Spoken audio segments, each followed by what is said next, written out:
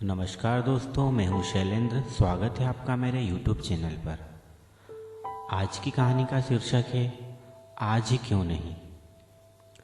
तो चलिए सुनते हैं आज की कहानी। एक बार की बात है कि एक शिष्य अपने गुरु का बहुत आदर सम्मान किया करता था।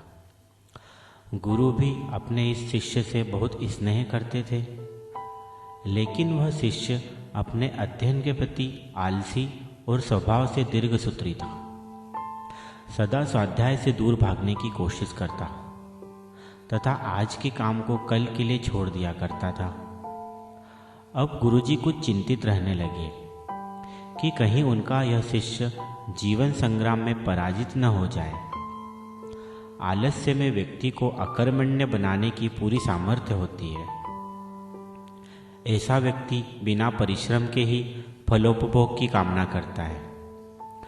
वह शीघ्र निर्णय नहीं ले सकता और यदि ले भी लेता है तो उसे कार्यान्वित नहीं कर पाता। यहाँ तक कि अपने पर्यावरण के प्रति भी सजग नहीं रहता है और न भाग्य द्वारा प्रदत्त सुअवसरों का लाभ उठाने की कला में ही प्रवीण हो पाता है। उन्होंने मन ही मन अपने शिष्य के कल्याण के लिए एक योजना बना ली। एक दिन एक काले पत्थर का एक टुकड़ा उसके हाथ में देते हुए गुरुजी ने कहा, मैं तुम्हें यह जादुई पत्थर का टुकड़ा 2 दिन के लिए देकर कहीं दूसरे गांव जा रहा हूं। जिस भी लोहे की वस्तु को तुम इससे स्पर्श करोगे वह स्वर्ण में परिवर्तित हो जाएगी।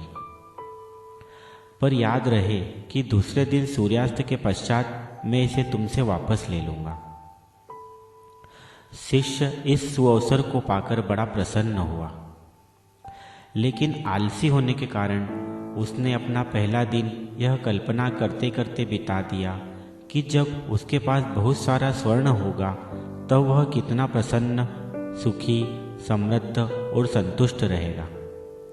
इतने नौकर चाकर होंगे कि उसे पानी पीने के लिए भी नहीं उठना पड़ेगा।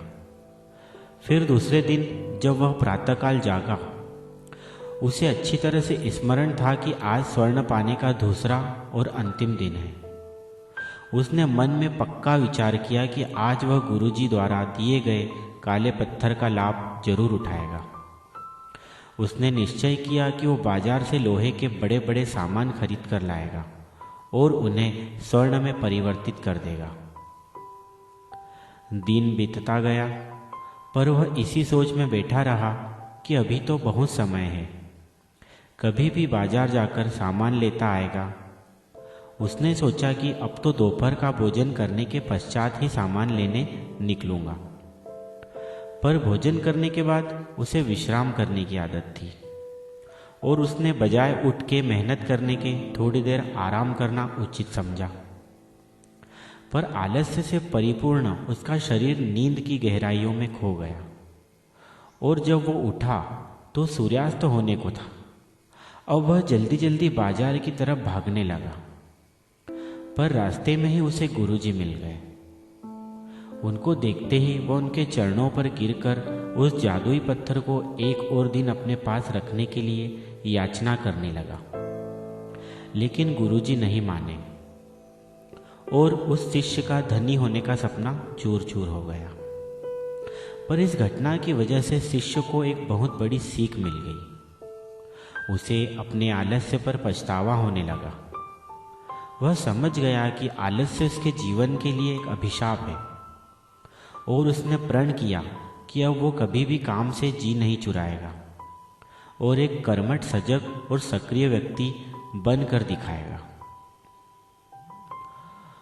दोस्तों, जीवन में हर किसी को एक से बढ़कर एक अवसर मिलते हैं, पर कई लोग इन्हें बस अपने आलस्य के कारण गंवा देते हैं।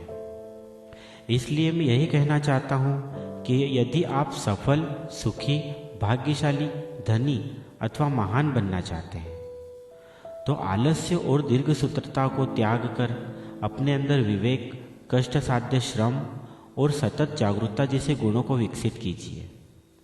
और जब कभी आपके मन में किसी आवश्यक काम को टालने का विचार आए तो स्वयं से एक प्रश्न जरूर कीजिए, आज ही क्यों नहीं। धन्यवाद।